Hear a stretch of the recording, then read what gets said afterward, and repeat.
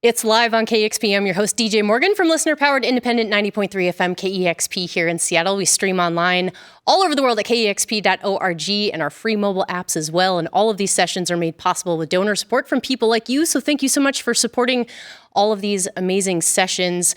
And I am so excited to be joined in the live room today by an old friend now. We go way back. We've done a session where we were in lockdown in our homes during the pandemic. We did a session where we got to sit in chairs. We got to go to the International District here in Seattle. And now we are finally in the live room all together for the new album Empire Electric from No No Boy. It is No No Boy live on KEXP.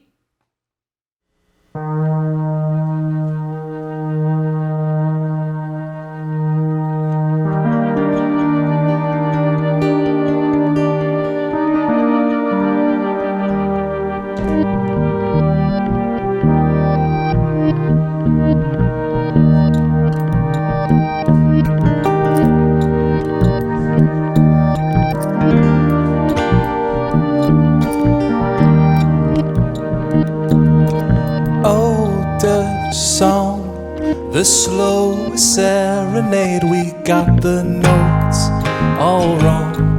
We smiled anyway. 2 days drive, Bali lies before us. Get ready, girl. Get ready, girl.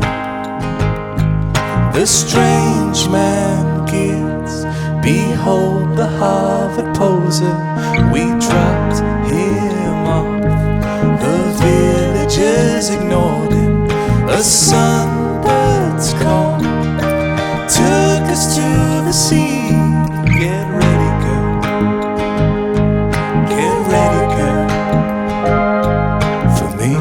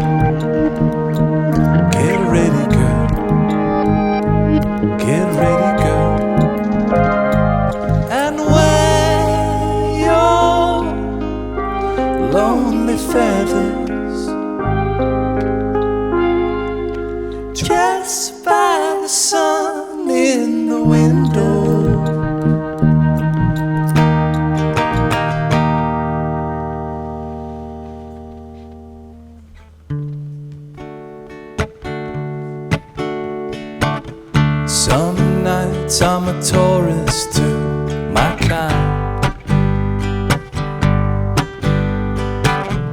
Landscape caught within a frame, a glimpse of another side. Call you in my best Khmerican.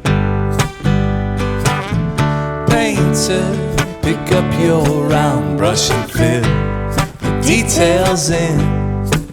Be my eyes, be my eyes. Clouds paint a Place enchanted, the colors of your life. Sunsets playing on the temple, and you who survive. Be my eyes, be my eyes. Some kids move because their parents take new jobs.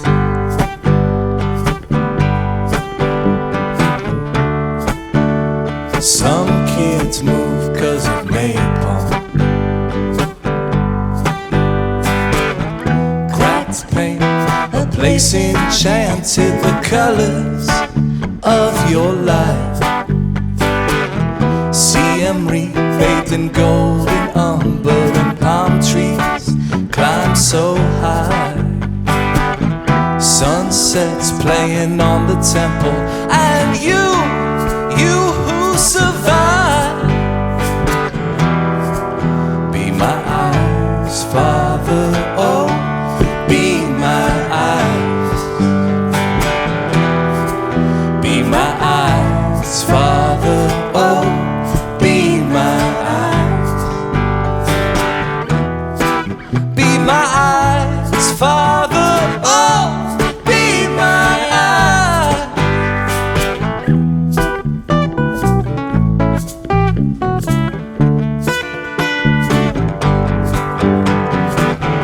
I can play that old music, we can dance to all the old songs, but I'll never walk with you through it. What a cruel, cruel task to belong. Yeah, you said the moon ain't sitting right when you wanted to marry Mom. Be my eyes, Father, oh, be my eyes. Be my eyes, Father, oh, be my eyes. Be my eyes, Father, oh, be my eyes.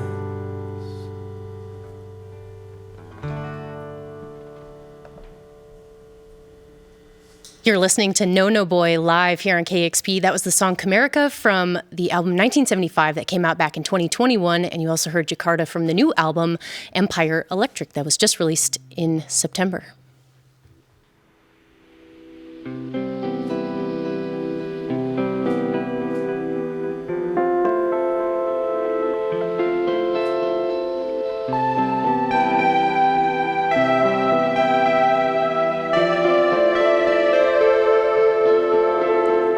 Sailed as far from Malabar as any soul has known. Peaks of snow, a jagged coast, great giants made of stone. 2 months through the Visayas, then 3 beyond the blue. At California's crest turned south, the mouth of hell we cruised only for you. Only for you. Left the bay the 5th of May, then north to San Bernabé. Beneath the tent, the sacrament, the feast was held on Sunday. Indio, Indio, a gift of tiger skin. The Latin Mass, our foreign past, forgive us this, our sin, only for you.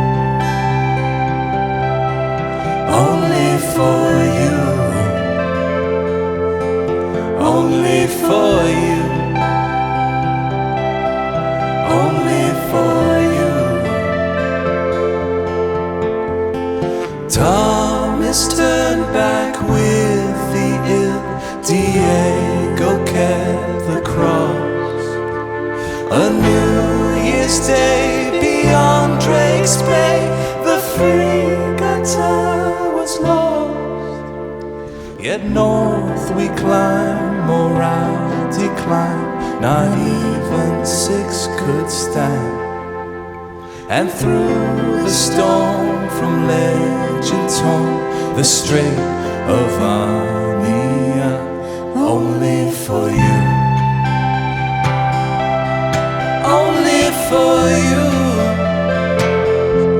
It was only for you.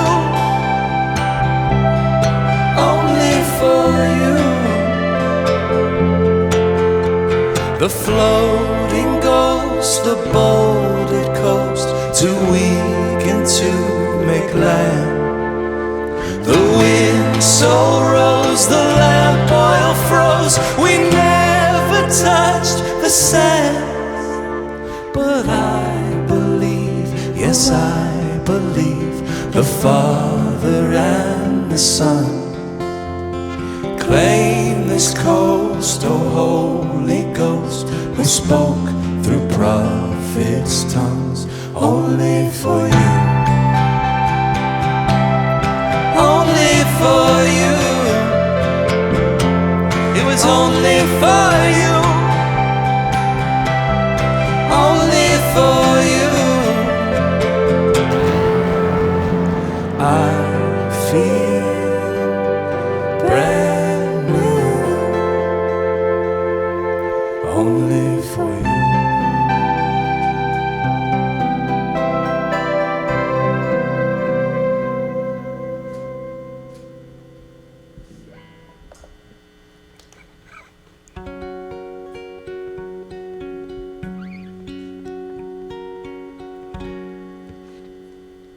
Sail away, Mekong baby, sail away,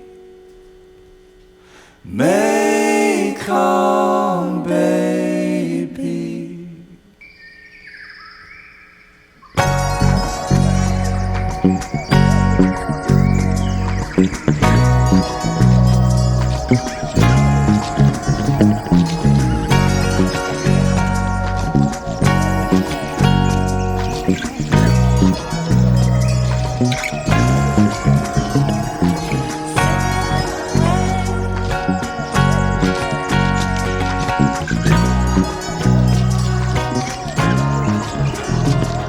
Sail away,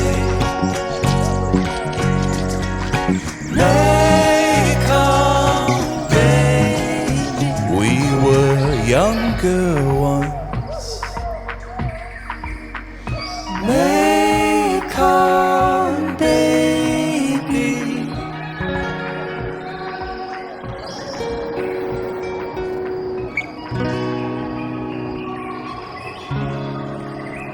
And I was younger once. How your charm offensive tasted. You were younger once. All I own, I second guess it. And so it goes, fighting on the beat. And so it goes, violence in our teeth.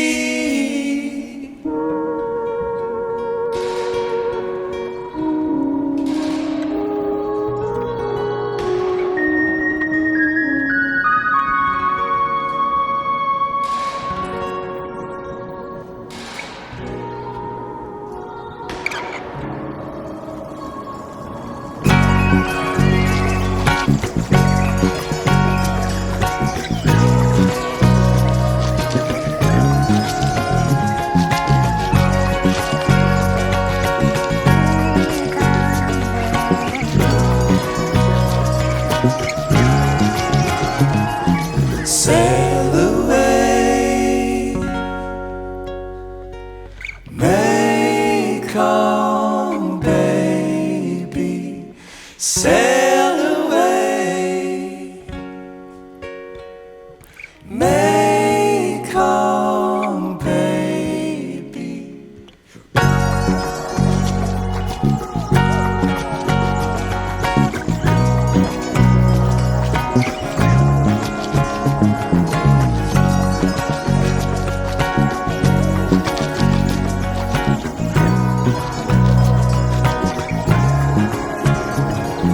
Sail away, Mekong baby, sail away,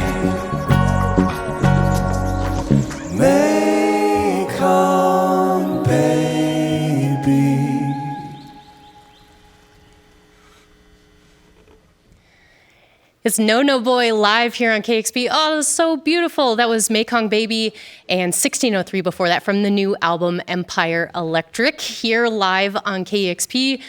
Julian, Emilia, it's so good to have you back, and welcome Jacob on bass today. So good to see you. So I mentioned that we've been here a couple of times, had you on live at KEXP, but for those who are just discovering you, Julian, can you talk about what's the background of the project of No No Boy? Because I feel like it's important context for the conversation. Absolutely. Yeah. So this is just a school project run amok, as I've told you many times before, but for new listeners, I started doing all this research on Trans-Pacific and Asian American history as a graduate student, maybe the least musical place in the world, a humanities graduate student, history and stuff like that. And I was finding all of these stories that were so inspiring to me as someone who is Asian American by virtue of my mom coming over here from Vietnam. And growing up in Tennessee, I didn't really learn about much of that history. And so when I was doing all this research and learning about especially other musicians who kind of came before me who looked like me, people who formed bands in like Japanese internment camps or these rock and roll bands when my mom was a kid growing up in Saigon during the war, like all of these things just really kind of were establishing a place for me that I never felt before. And before I went to grad school, I was just a kid in a band. That's what I did. That's what I knew how to do. So when it came time to write a dissertation, which is usually a very laborious, overly cited, jargony 300-page paper that only 3 people will ever read, I thought I should turn some of these things into songs. And maybe, we'll get more than 3 people to learn some of these stories. And especially the time when I was going through grad school was like the kind of Trump ascendancy and like talk of like banning refugees from coming and seeking asylum in our country. It seemed just so pertinent and relative, all these layers of history that we were hearing echoes of in the current moment. And so, songs, that's what I know how to do. I don't know how to write academic papers. To be honest, not many people do in a way that's entertaining or can kind of pull people in. So that's the background of this project. And 10 years later, it was a dissertation. There's like 100 songs. We just released our 3rd album on the wonderful Folkways label. And and obviously the proof of concept worked because I get to talk to people like you. And I know at least out there, I see more than 3 people. So job well done. Nailed it. Absolutely. And if you're interested in Julian's storytelling and songwriting, which is absolutely amazing, I highly recommend you go back and watch on the KEXP YouTube channel the last 2 sessions we did. We sat down for a very long time back in 2021 and talked about basically every song and story on the album 1975. Yeah, and we got into it. We got into it. Yeah, it was nice to have that time. And then we got to spend some more time last year where you all came into the studio, but we got to go down to the Chinatown International District as well here in Seattle and spend time at Hotel Panama, which was central for the Seattle Japanese American community who were facing the internment camps as well. So we talked about stories, you played songs there. So with all of that in mind and all of this history you can go back and listen to on KEXP's YouTube channel, what are some stories and themes on this new record, Empire Electric? Yeah, so this is the first album I was able to do where I didn't have a dissertation to worry about. So that's nice. Yeah, it was quite an unfettered feeling. I felt liberated, especially sonically. So some of the songs, like the last one we just did, there's a greater economy of language, right? It's not these wonderful folk forms, which I love and are a great way to tell through 8 verses a whole history. But, it's thinking more about how do you combine as a musician, as someone who studies sound, how do you use samples?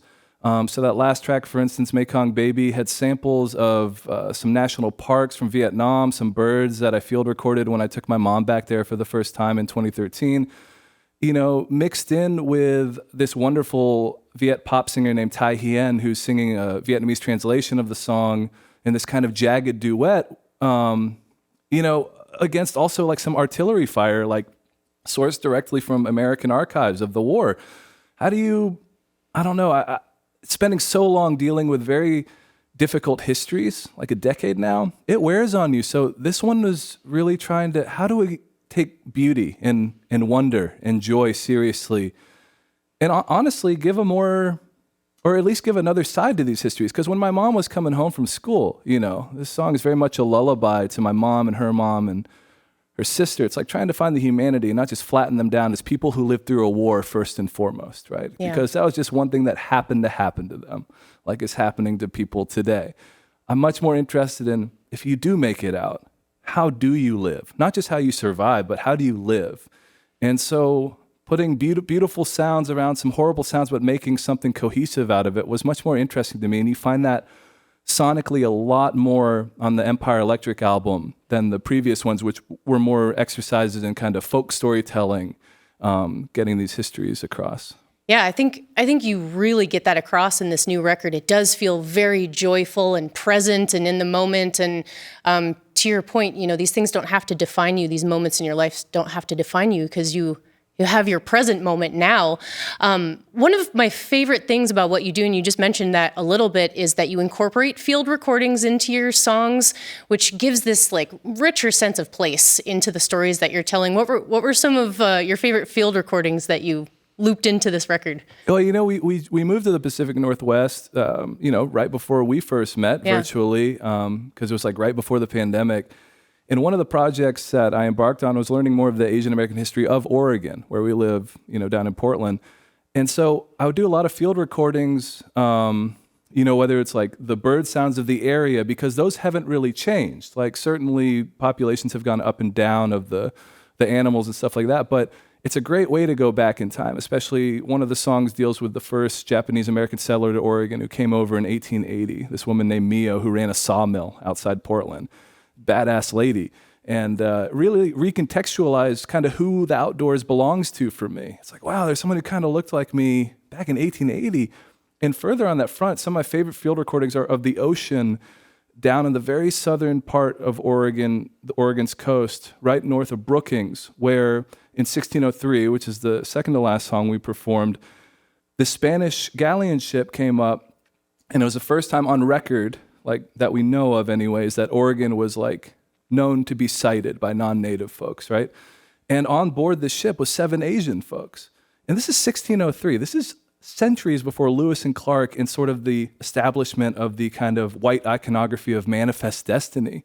And for a historian, that was super exciting when a colleague of mine discovered this ship list, passenger list. And it's like, dude, he literally texted me, dude, there was 7 Asian dudes on this ship. So we like took a trip down there.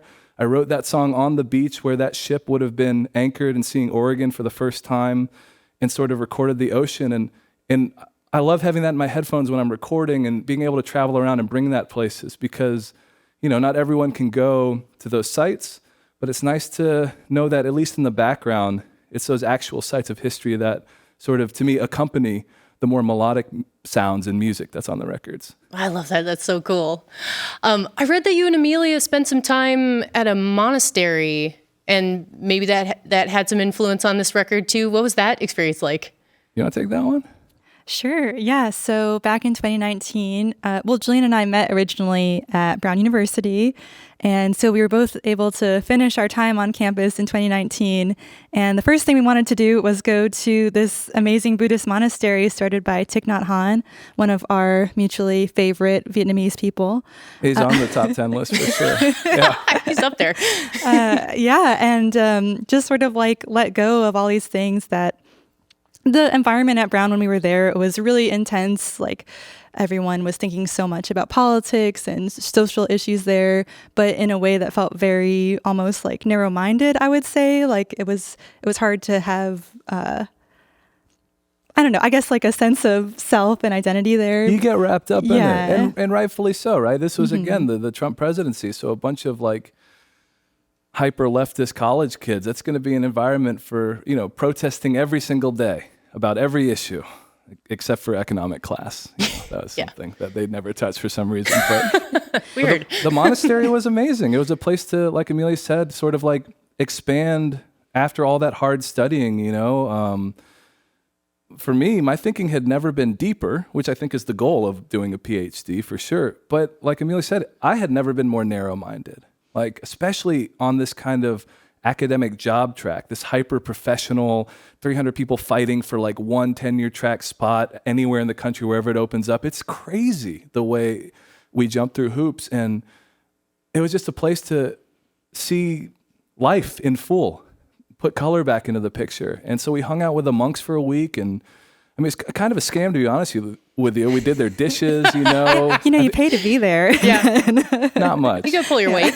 Yeah, they gave us a nice piece of grass to sleep on. So, no, it was amazing. It was transformative, and it was exactly what I needed. I'm still in the process of learning those lessons and getting my own meditation practice going and stuff, but it's all about balance, and that's really hard when you're dealing with very difficult histories and current moments.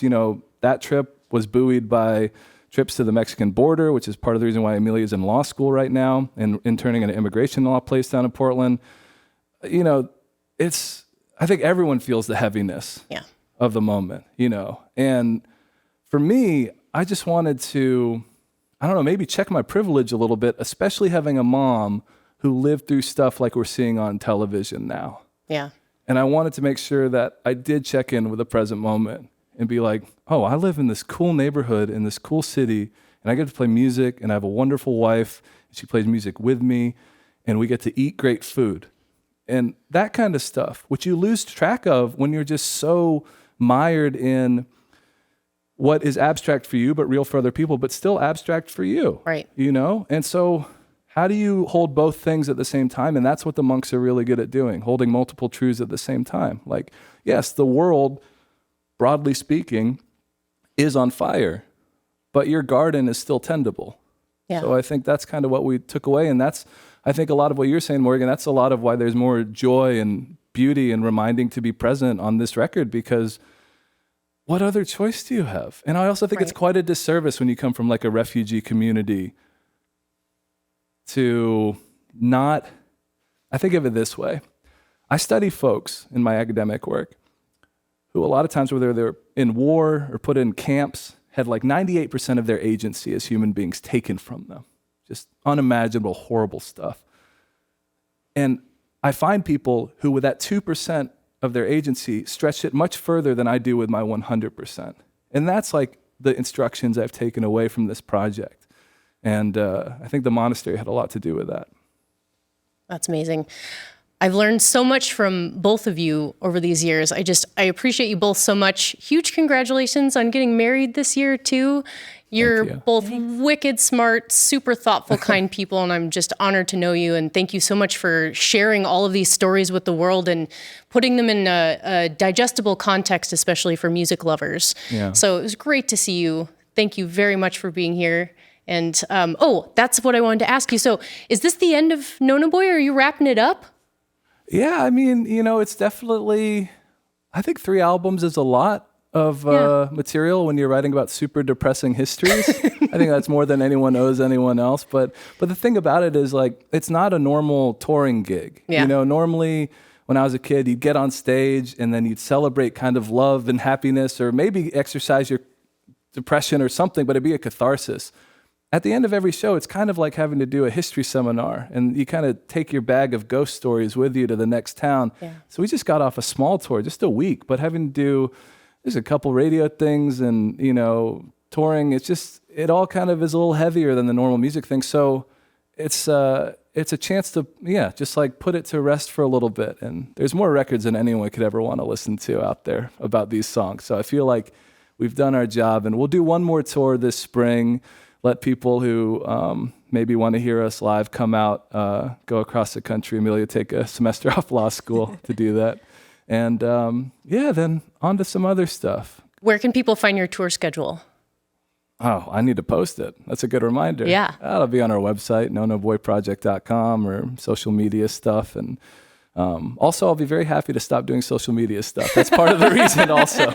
I kind of just want to ditch all of that stuff and be human again, Well, you earned some downtime, that's for sure. Thanks so much. We love you, Morgan. We love you back. It's been Nona Boy live here on KEXP, and thank you so much for watching and listening today. All of these sessions, again, are made possible with your support. If you'd like to support these sessions, you can do so by joining as a channel member. You can do that by clicking the join button below our videos on the KEXP YouTube channel, which you can subscribe to as well, or you can make a gift directly to KEXP at kexp.org/live. And again, thank you very much. This has been Nona Boy live here on KEXP. Discover new music at listener-powered KEXP.org.